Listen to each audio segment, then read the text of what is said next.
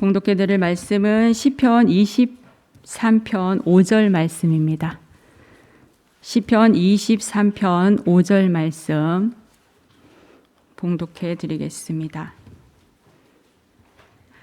주께서 내 원수의 목전에서 내게 상을 차려주시고 기름을 내 머리에 부으셨으니 내 잔이 넘치나이다. 아멘. 참 제가 오늘 기도 때에서 옛날 서부 이천동 참 건물이 초라했지만은 그곳에 하나님의 성령이 참 임재하여 주셔서 성전 입구서부터 이 하나님의 영으로 참 충만했던 참 그때를 기억하면서 다시 한번 참 이곳에서 내가 오늘 은혜 받을 수 있는 또 기회를 허락하여 주시고 내 식어진 심령을 다시 한번 이곳에서 회복할 수 있는 기회를 주신 하나님께 감사를 드립니다. 참 내 영혼이 영적으로 많이 다운되었고 참 하나님과 상관없이 살 때에 다시 한번 하나님께서 86년도 1월 달이죠. 그때 가가없는 하나님의 말씀을 참 듣게 되었을 때에 나는 외식자라는 것을 참 그때 발견했습니다. 나의 직분은 전도사였지만은 전도사 될 만한 자격이 없는 자입니다. 나의 이름이 하늘나라 생명책에 기록이 되지 못했기 때문에 그 하나님의 말씀을 참 듣게 되었을 때에 내가 통에 잡아가지 아니하면 안 될 수 없도록 내 영혼을 참 인도해 주셨던 것을 다시 한번 상기하면서 사람의 힘으로도 능으로도 할 수 없는 것 하나님의 성령이 오시면은 이와 같이 우리의 잘못된 부분들을 조명해 주시고 겸비한 심령으로 참 엎드릴 수 있다는 것, 그리고 우리 교단에서 전하는 이 가감없는 이 진리의 복음을 여러분들의 가슴에 잘 새기면서 우리 하나님 나라 가는 그날까지 주님 내가 부족했지만은 승리하고 왔습니다. 이러한 간증이 우리 모두에게 있기를 원합니다. 오늘 하나님의 말씀 사무엘상 16장 12절에서 13절 말씀.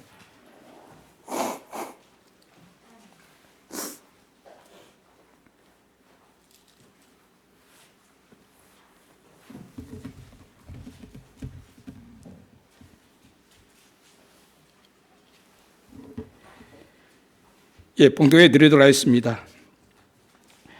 이에 사람을 보내어 그를 데려오매 그의 빛이 붉고 눈이 빼어나고 얼굴이 아름답더라. 여호와께서 이르시되 이가 그니 일어나 기름을 부으라 하시는지라.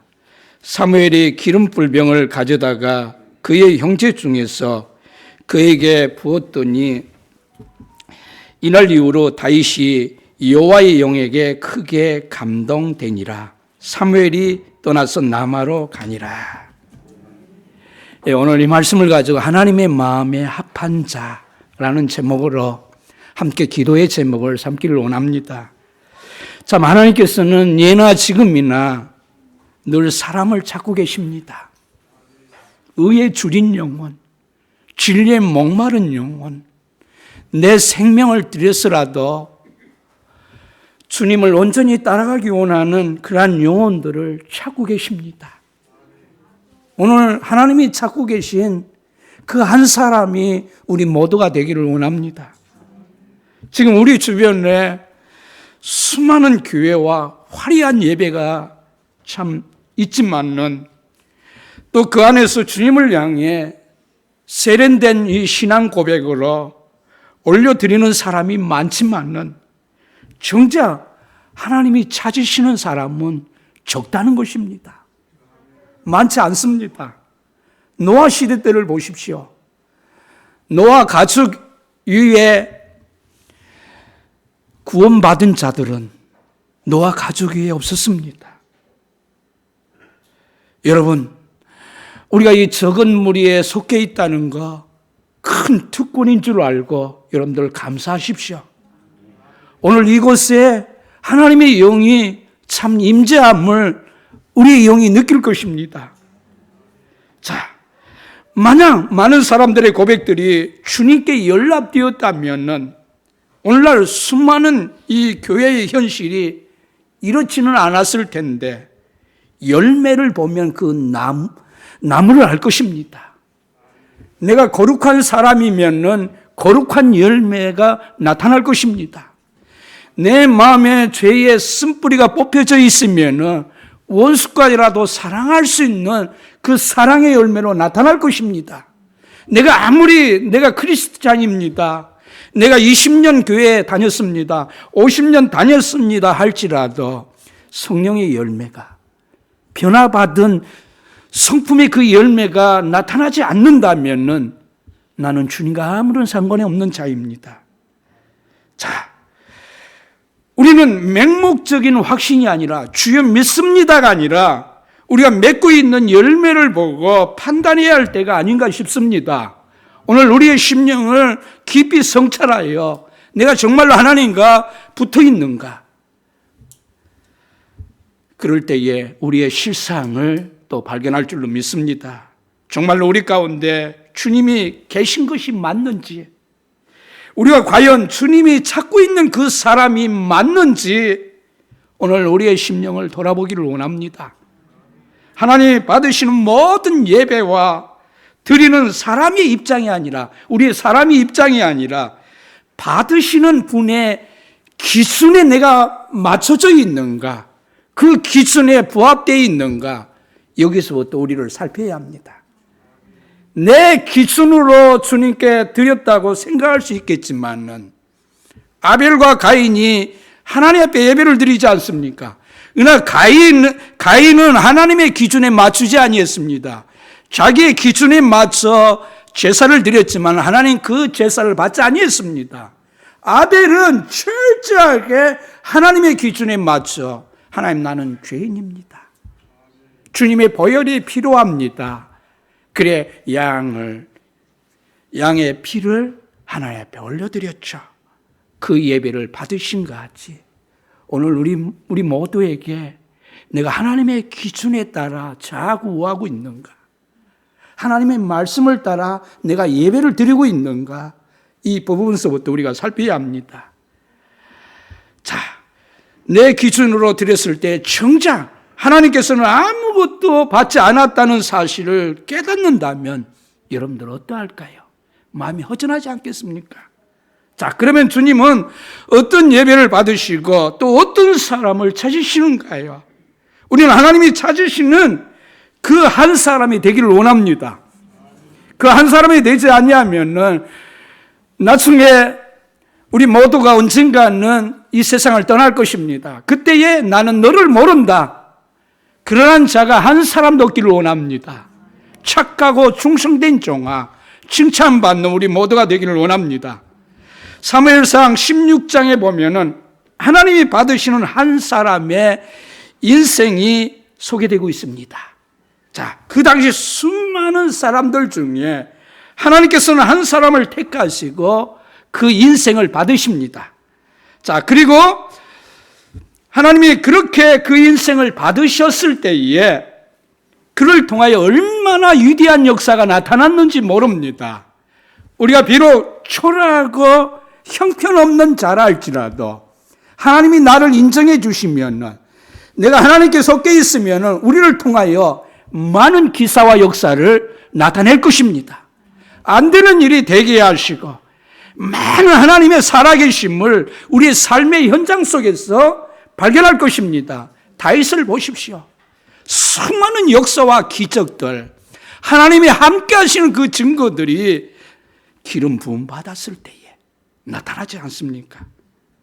자, 그의 이 다윗의 인생에 대해 그리고 오랜 세월이 흐른 후에 하나님은 그에게 한마디로 이렇게 정의하셨습니다.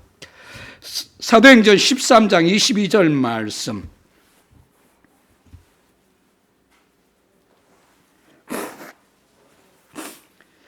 피하시고 다윗을 왕으로 세우시고 증언하여 이르시되 내가 이새의 아들 다윗을 만나니 내 마음에 맞는 사람이라 내 뜻을 다 이루리라 하시더니. 자, 여기서 살펴봅시다. 다윗이 어땠기에 하나님은 그를 그토록 기쁘게 받으시고 높이 평가하셨을까요? 다윗도 사람이고 우리도 사람입니다. 자, 우리도 이 다윗과 같이 될 수 있습니다. 그런 은혜가 우리에게 주어져 있습니다. 감사하십시오. 자, 하나님은 과연 어떤 사람을 찾으시는 것일까요? 성경의 다른 곳에서는 하나님의 찾으시는 사람에 대해 이렇게 정의하고 있습니다.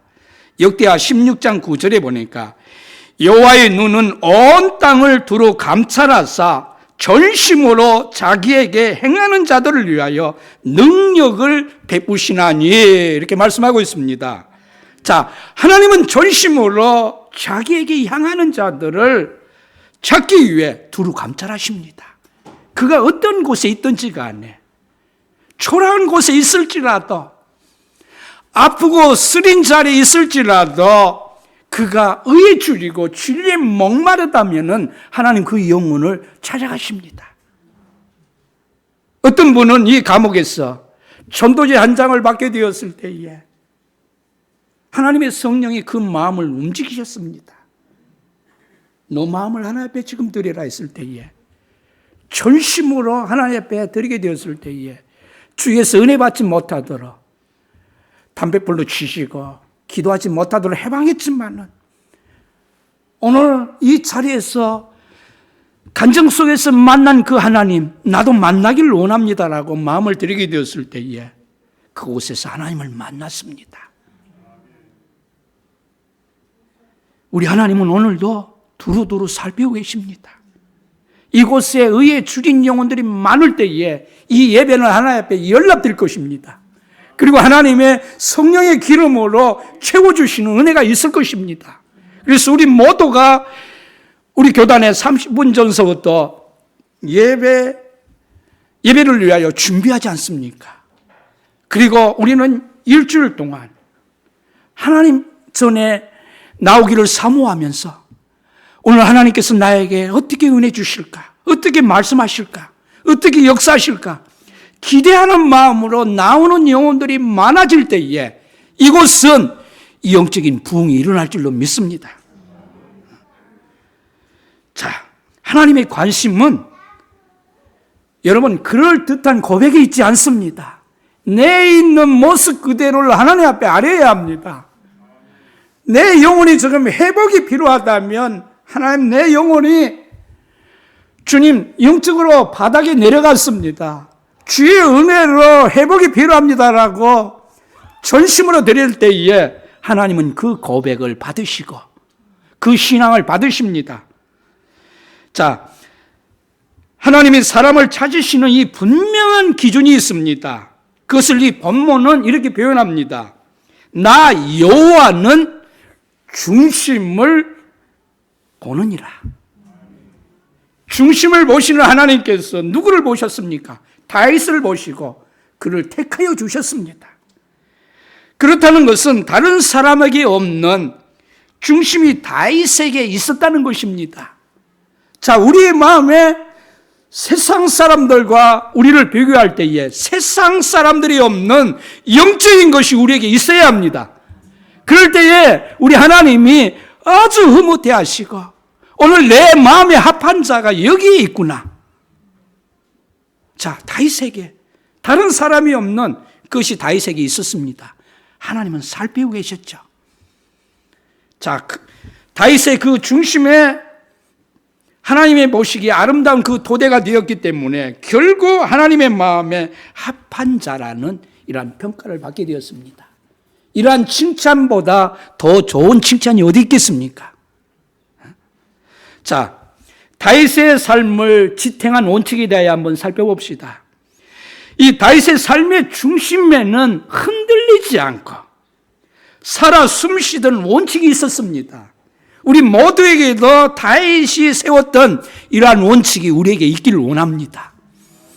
때로는 마귀는 흔듭니다. 하나님께서도 우리를 테스트 하실 때가 있습니다. 그러나 이 삶의 원칙이 하나님의 중심으로 되어 있으면 어떤 시험이 온다 할지라도 요동하지 아니하고 말씀대로 순종하며 나갈 것입니다. 다윗에게 그러한 신앙의 원칙이 있었습니다. 그래서 어떤 상황에서도 그는 원칙에 따라서 반응할 수 있었습니다. 우리는 감정으로 반응하면 안 됩니다. 하나님의 말씀으로 우리는 반응해야 합니다. 예수님이라면 어떻게 행하셨을까? 우리는 그 예수님의 마음으로 반응하기를 원합니다. 시험이 올 때에 나 이 신앙 포기해도 좋다. 이것은 감정입니다. 그러나 내 자존심이 상한다 할지라도 주님께서는 자기를 부인하지 아니하면은 내 제자가 될 수 없다고 했는데 주님 제자가 되기 위하여 내가 죽습니다. 바울도 고백합니다. 나는 날마다 죽노라. 그것이 다윗의 원칙이었습니다. 어떤 역경 앞에서도 다윗이 죽을 때에 다른 사람들이 아무리 공격한다 할지라도 다윗은 넉넉하게 이겼죠. 죽으면 할 말이 어디 있겠습니까?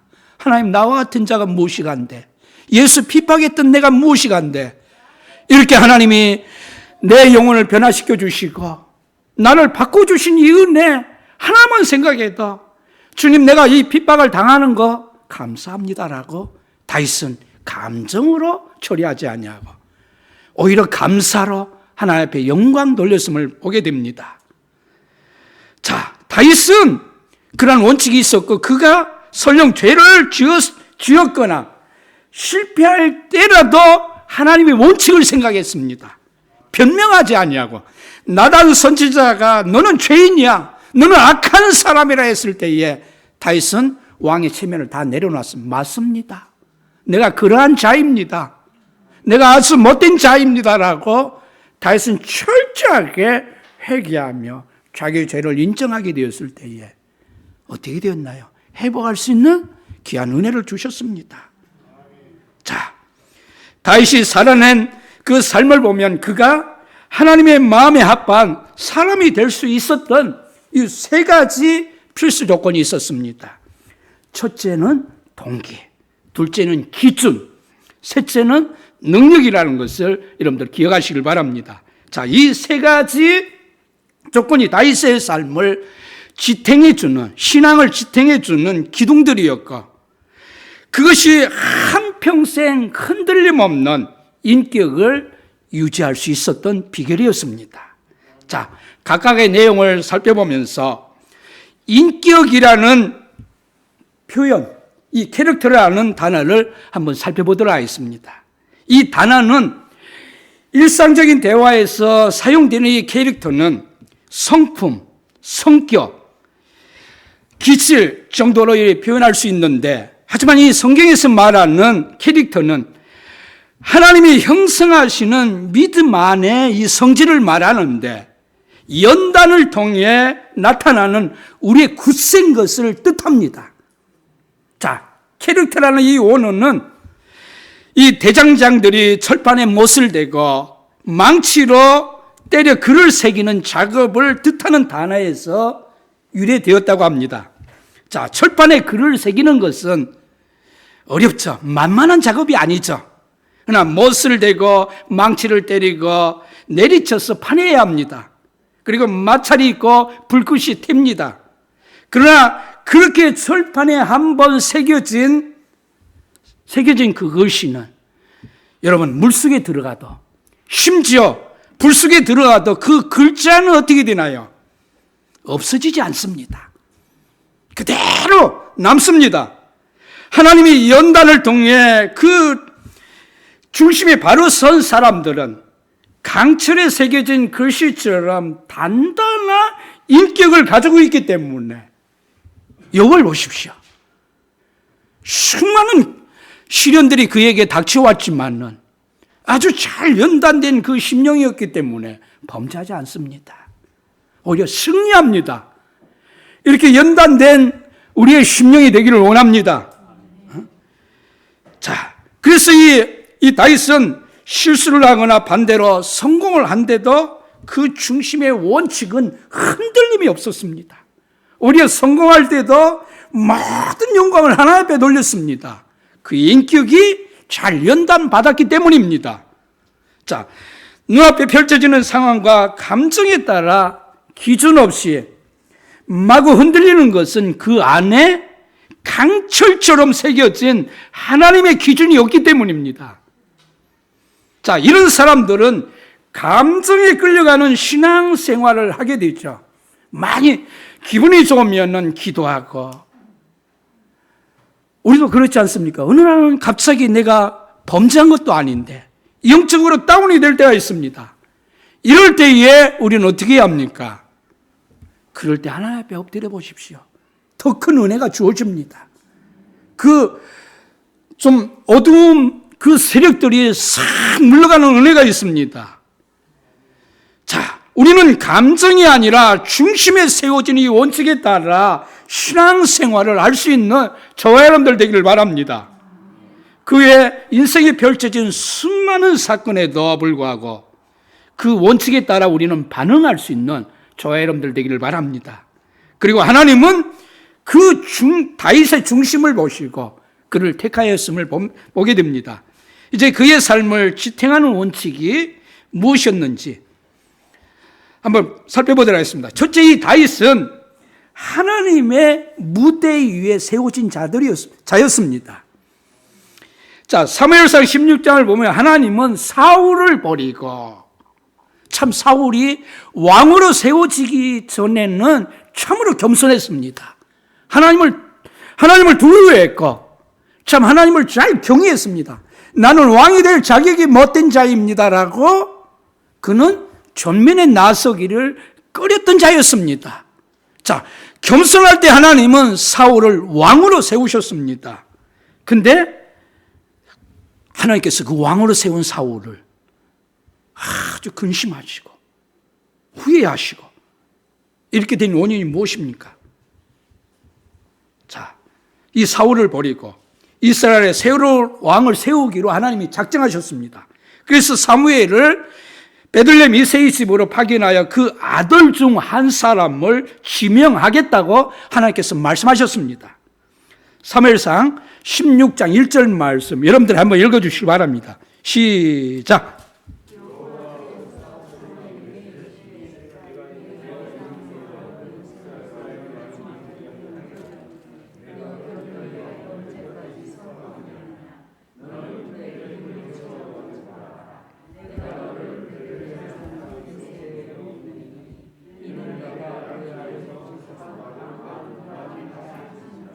예, 아멘.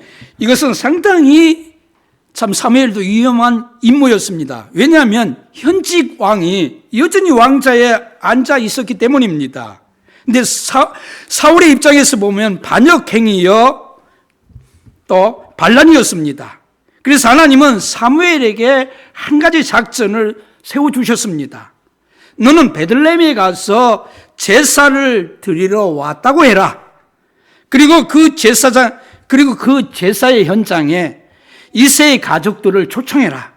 거기에 등장하는 아들들이 있으리니 그 중에 한 사람을 내가 지명할 것이니라. 너는 그에게 기름을 부어 왕으로 세우면 된다. 그럼에도 불구하고 여전히 위험한 임무임에는 틀림없었습니다. 그러나 사무엘은 하나님의 말씀에 순종하여 베들레헴으로 갔습니다. 그날 제단 앞에 펼쳐진 이 무대 앞에 이새의 아들들이 한 사람 한 사람씩 등장합니다. 사무엘은 이새의 아들들을 지켜보며 하나님의 선택한 자가 누구인가라고 살펴보았습니다. 자, 하나님의 기준은 세상의 기준과 다르다는 것을 우리는 기억하기를 바랍니다. 사무엘은 제일 먼저 엘리압에게 주목했습니다. 무엇보다도 그의 외모에 끌리게 되었습니다. 엘리압은 외모가 뛰어나고 키가 컸기 때문입니다. 자, 그 당시 외모가 준수하고 키가 크고 건강하다는 것은 오늘날과 다른 의미로 상당히 중요한 요소가 있었습니다. 자, 당시 왕은 왕자에 앉아서 명령만 하는 사람이 아니라 장군의 역할까지도 해야만 했습니다. 자, 전쟁터에서 가장 앞장서는 사람은 졸병이 아니라 왕이었습니다. 자, 따라서 이 전쟁터에 나가야 하는 왕에게 키는 상당히 중요한 요소였습니다. 왜냐하면 키에 비례하여 그들이 소장하는 이 칼이 있지 않습니까? 이 칼의 길이가 정해지기 때문입니다. 키가 크다는 것은 남들보다 긴 칼을 가질 수 있기 때문입니다. 자, 엘리압은 이런 조건에서 합격점이었습니다. 세상적으로 볼 적에는. 그는 외모도 뛰어나고 키도 큰 건장한 청년이었습니다. 자, 세상 기준으로 볼 때 왕의 후보감이었습니다. 그러나 하나님의 기준은 달랐습니다. 사무엘상 6장 7절을 볼까요? 여호와께서 사무엘에게 이르시되 그의 용모와 키를 보지 말라. 내가 이미 그를 버렸노라.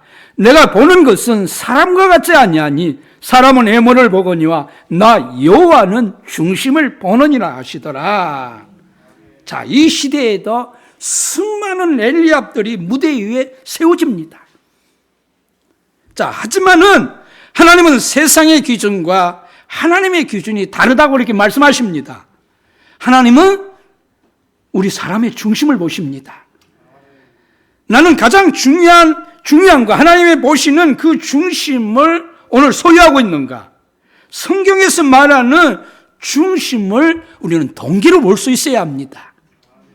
이새의 7 아들인 그들 중에는 하나님이 맞는 자가 하나도 없었습니다.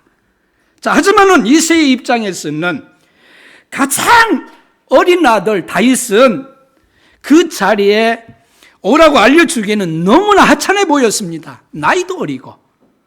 그러나 사람의 마음에는 많은 계획이 있지만은 오직 여호와의 뜻만이 완전히 서게 될 것입니다. 자, 결국 선지자는 이새에게 혹시 다른 아들이 없는지 물었고, 마침내 아비의 안중에 없던 아들을 불러오라고 요구했습니다. 사무엘상 오늘 12절 말씀. 이에 사람을 보내어 그를 데려오매 그의 빛이 붉고 눈이 빼어나고 얼굴이 아름답더라. 여호와께서 이르시되 이가 그니 일어나 기름을 부으라 하신지라. 자, 사람은 다윗을 못 보았지만 하나님은 다윗을 보았습니다. 하나님이 다윗의 중심을 보셨다는 것은 그가 가진 존재의 이유, 즉 그의 동기를 확인하셨다는 것입니다. 왜 내가 사는지, 무엇 때문에 사는지, 무엇 때문에 노력해야 하고, 무엇 때문에 하나님 앞에 정직하게 행해야 하는지 다윗은 분명한 동기가 있었습니다. 사람들은 저마다 자기 나름대로 동기를 가지고 살아갑니다. 하나님은 겉모습이 아닌 그 동기를 보십니다.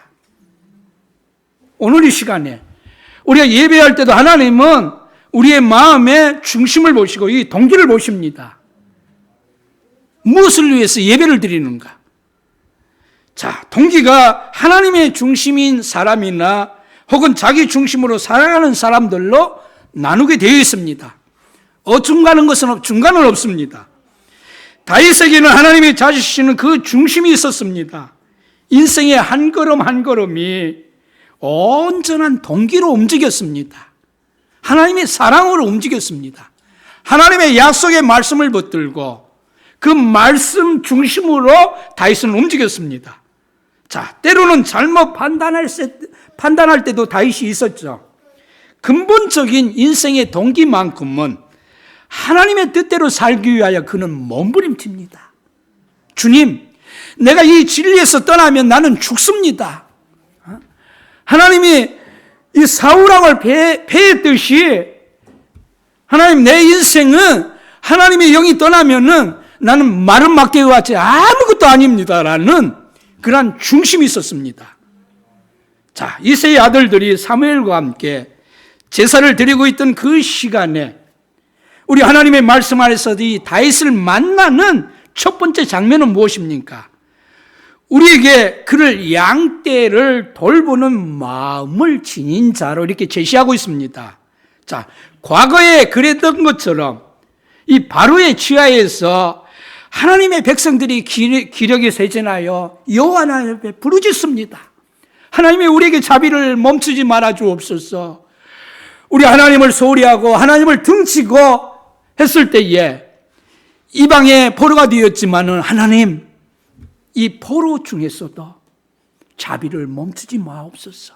우리의 죄를 용서하옵소서라고 이들이 외치게 되었을 때에, 간절히 간구할 때에, 여러분 구원의 통로자로 모세를 하나님이 부르셨습니다.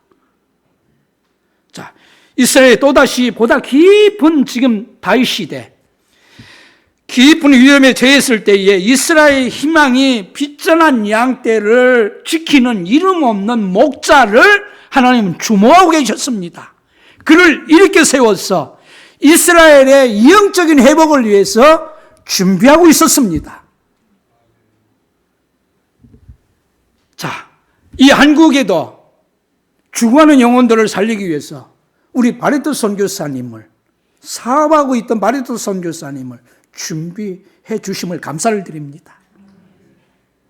한국에 왔을 때에 목회하지 아니하고는, 이 영혼들을 위하여 헌신하지 아니하고는 견딜 수 없는 마음, 그 모든 잘 나가는 사업을 내려놓고 한 영혼 구원하기 위하여 가정도 하나님 앞에 맡기고 이곳에 왔습니다.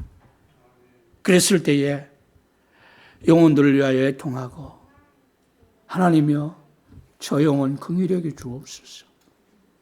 여기 1세대 분들은 우리 바리토 선교사님의 그 사랑을 많이 받았습니다. 그분은 기도 때에서 눈물 없이 안 되었습니다. 하나님의 성령이 그냥 붙들어 주셨습니다. 왜냐하면 그분을 통하여 이 한국에 해야 할 일이 있었기 때문입니다. 그래야 수많은 영혼들이 구원받게 되었고, 부산, 서울 각자의 지교회들로 하나님 파송하게 되었고, 이 놀라운 은혜, 이러한 통로의 역할을 저와 여러분들이 하기를 원합니다. 하나님, 내가 여기 있습니다. 나를 사용해 주옵소서. 라고 기도할 수 있는 우리 모두가 되기를 원합니다. 여러분, 성경에는 다윗의 인물됨을 드러내고 그의 미래를 예시해 주는 한 사건이 그의 목동 생활과 관련하여 기록되어 있습니다. 여러분, 골리앗과 싸우러 나가기 직전 다윗은 사울왕에게 이렇게 말합니다. 주의 종이 아버지의 양떼를 지킬 때에 사자나 곰이 와서 양떼에서 새끼를 물어가면 내가 따라가서 그것을 치고 그 입에서 새끼를 건져냈고, 그것이 일어나 나를 해하고자 하면 내가 그 수염을 잡고 그것을 쳐 죽였나이다. 이 구절에서 두 가지를 주목해 보십시오. 자, 첫째, 하찮은 양떼 양 한 마리를 잃어버리는 것이 다윗에게는 그의 용맹을 보여주는 기회였습니다. 저 양을 잃어버리면 안 됩니다. 오히려 자신의 이 생명이 상할지라도, 상처를 입을지라도, 죽을지라도 저 양 한 마리 빼앗기면 아니 됩니다. 그러한 심정으로 양을 돌보았습니다. 이것이 왕이었을 때도 똑같이 나타나게 되었죠. 자, 말씀을 맺습니다. 하나님은 다윗을 택하여 주셨습니다. 그의 마음에 참 영혼을 사랑하는 마음이 있었고, 겸비한 마음이 있었고, 하나님의 기준대로 살았기 때문에 이 다윗을 통하여 수많은 영광을 드러내지 않습니까?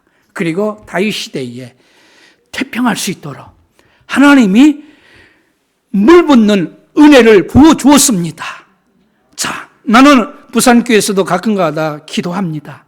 하나님이여, 하나님을 신실하게 섬길 수 있는 영적인 사람도 많이 나오게 하시고, 물질적으로 헌신할 수 있는 굵직한 사업가들도 하나님 나오게 하옵소서라고 기도합니다. 그래서 참 영혼을 살리고 이 하나님의 나라를 확장시킬 수 있는 우리 교단이 될 때에 얼마나 큰 하나님 앞에 영광을 돌리겠습니까? 주님 여러분들 자손들을 위해서 기도하십시오. 저들이 다윗과 같이 위대한 하나님 사람들 되게 없었으라고 기도할 수 있는 또한 저와 여러분들 되기를 바라고, 여러분들의 그 신앙을 굳건히 잘 지켜서 신실하게 하나님 잘 섬길 수 있는 자손들이 계속 이 영적인 대를 이어나갈 수 있도록 인도할 수 있는 저와 여러분들 되기를 바랍니다.